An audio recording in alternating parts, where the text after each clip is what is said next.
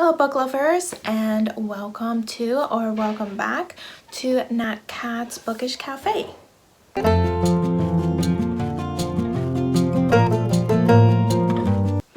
Alright, so today I wanted to go through what is pretty much my July TBR, but it is also my TBR for the magical readathon hosted by BookLovers, so I will link their video down below. These are the books that I will be reading to fulfill my class prompts for my careers. I have selected 2 careers that I wanted to complete, and those are Beast Master and Necromancer. They only share 2 classes, unfortunately, so I have a total of 10 books here that I'm hoping to read this month that will fulfill all of those prompts. If you want to know what books I have read so far for this readathon, I posted a kind of wrap up for all the books that I've read so far, and I will link that down below as well, and you can go ahead and check that out. So I will go ahead and start out with the books that I will be reading to fulfill the classes that they share. So that is just 2 books, and then I will go through the prompts for Beastmaster and then Necromancer. Alright, so a quick correction, they actually share 3 classes, so I have 3 books here that I will be sharing with you. The first class is Animal Studies, which is to read a quick read, and for that I decided to put in a graphic novel or comic, and that is Monstrous Volume 4. This is a series that I've been working on for technically a year. I read the first 2 last summer, and then went ahead and read volume 3 earlier this year. I'm gonna see about hopefully completing this series this year. It is kind of a sci-fi fantasy horror comic. I really enjoy the art, and the story is intriguing. It's sometimes a little gruesome for my taste, but it is keeping me invested, so I am continuing with the series. The next prompt is Restoration, which is a book that features healers, and I will be reading The Lost Apothecary by Sarah Penner. This is a book that I've had on my TBR for a really long time, and I've just haven't been getting to it, but I've heard relatively good things about it. I believe we follow 2 timelines. We have the first timeline where we are following a woman. I think her husband like cheated on her, and she starts to investigate a vial that she found that belonged to an apothecary that used to sell poison to women so that they could kill their abusive partners. And then the second timeline, we follow people from the apothecary. I have to admit I don't know much more. It's a relatively shortish book, so I don't want to know too much more going into it. But like I said, I've heard good things, so hopefully I enjoy it as well. So the next prompt is lore, to read a book with mythology in it. I am going to be reading Rhapsodic by Laura Thalassis. This does feature a siren as our main character, which I believe is a mythological creature, and she has all these beads wrapped around her arm that she got from someone called the Bargainer. It seems that she is the one who has the most beads. Everyone else only has like maybe 1 or so because, you know, they don't want to have to pay him back. But she seems to want to constantly see him. I think he might have saved her at some point in her life. But at this point, when the book starts, I think he's been gone for about 7 years, and she hasn't seen him until he shows up and wants her to start paying back all those beads. This is a fantasy romance that I've heard really good things about. I have it on my Kindle, so I'm really excited to get to that, and hopefully it lives up to the hype. Alright, so there are 2 additional prompts for Beast Master that I need to complete. The first class is Elemental Studies, which is to read a book under 100 pages. For this, I will be reading Fangs, which is a graphic novel. This book is exactly 100 pages, so it's technically not under 100 pages, but this was the only book that I could find on my current TBR that was under 100 pages. Maybe if I was currently using Kindle Unlimited, I could have found something, but I've put my subscription on hold for now, so this is what we're going for. It's not really a summary read because it's following a vampire and her werewolf boyfriend, but it does seem really lighthearted, so I'm sure that it'll be just fine for the summertime. You know, just a cute little romance following them on their day-to-day activities, I'm assuming. I've heard really good things about it, and it'll be a quick read, which is good when I have so many books on my TBR. The next class is Alchemy, which is to read a book featuring a romance, and for that I will be reading Delilah Green, Doesn't Care by Ashley Herring Blake. This is a book that I picked up at Powell's recently, the bookstore down in Portland, Oregon. I have been really interested in reading this book, even though I admittedly don't know too much about it. It is a female romance, as you can tell by this gorgeous cover.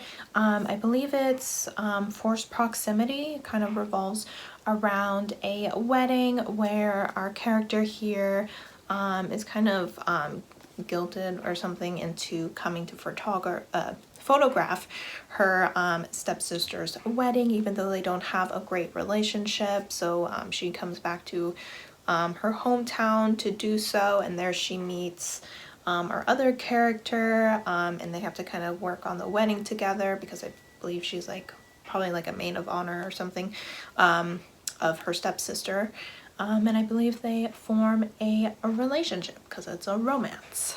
So I don't know much more about that, but I've heard really great things about it, and I just feel like it's going to be a sexy good time. Alright, and then to become a necromancer, I have 5 other prompts I need to fulfill. The first class is shape-shifting, in which I need to read a book with a creature that has claws on the cover. I will be reading The Dream Thieves by Maggie Steve Varder. It has ravens who have claws or talons, but something that can scratch you. This is the second book in the Raven Boys series. I read the Raven Boys, I believe, in June and really enjoyed it and have been itching to pick up the next book. So I have no idea what's going to go on in this book. In the first book, we follow Blue and the Raven Boys, which is a group of 4 high school boys who are hunting the spirit of a Welsh king that was apparently brought over to the US at some point, and whoever finds it gets granted a wish. So Blue has kind of joined the hunt for that, and book 2 will go ahead and build off of that. I'm very intrigued at where it's gonna go, and I'm hoping it focuses a little bit more on Ronan. He's on the cover, I believe, in this one. He was an intriguing character, so definitely looking forward to learning a bit more about him. So the next book is Inscription, which is to read an intimidating read. And I have chosen We Hunt the Flame by Hafsa Fazal, and this is a book, as you can see, that I already started. I'm literally 100 pages in. I started this book actually for a previous prompt in this readathon, which I mentioned in my other video, and I wasn't in the mood for this kind of book, and I'm still not 100% in the mood for this kind of book, which is kind of what makes it an intimidating read. I definitely want to get to it. I've heard really great things about it, and going into a super hyped book and just like not instantly connecting with it is sometimes makes you a little bit nervous because you don't want to be that person that doesn't love the book that everyone else loves. It's also, I think, the longest book on my TBR this month, so that's another reason that it is a bit more intimidating, but this is a series, it's just a duology that I definitely want to get to and complete this year. So hopefully jumping back into it, I'll be more in the mood for it, and will just really enjoy it like everyone else seems to. Alright, so the next book is Spells and Incantations, which is to read a collection of short stories or anthologies. My book hasn't come from the library yet, still waiting on it, but I'm reading All Out. This is written by Sandra Mitchell. Either that or it's edited. I honestly can't remember if she's the only author or if it's multiple authors. But it is a collection of short stories about queer teens throughout the ages. And that is all I know about it. I literally don't know anything. I don't know if it's fantasy based or if it's purely historical based, but it is one of the few short story collections that I have on my TBR. I don't often gravitate towards short stories or anthologies. I prefer longer novels that go a bit more in depth in the story, but this did catch my attention, so I will be reading that this month and hopefully enjoying it. Alright, and my second to last class is Conjuration, which needs a light on the cover, and that is going to be for Monstrous Volume 5. I had to put on another comic just to make sure I definitely get through the books. So this is just a continuation of the book that I talked about earlier. Let me actually mention who writes this. Let's see, I think Sana Taked is the author. Let me double check because there's an author. Okay, no, Sana Takeda is the artist and Meijeri Liu is the writer. So that's who writes these, and I already talked about them, so I'm not going to talk about this one anymore, but Source of Light, she has this little glowing thing coming out of her chest. Alright, so my last class is going to be Demonology, and for that I had to read a book with the word shadow in it. I decided to pick up this one, which is called A Skinful of Shadows, written by Frances Hardinger. So I believe I heard about this book from Meg with Books, and I will link her channel down below.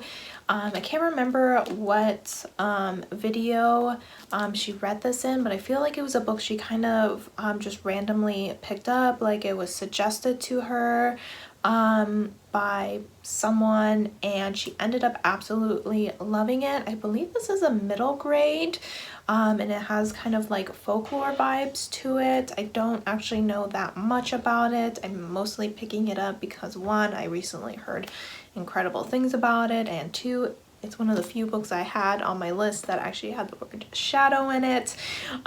So I'm kind of hoping it has like Spinning Silver vibes, kind of those wintry kind of folklore vibes, with, you know, beautiful writing, and also because this is a middle grade, I believe, it should be a relatively quick read, which is what I need this month.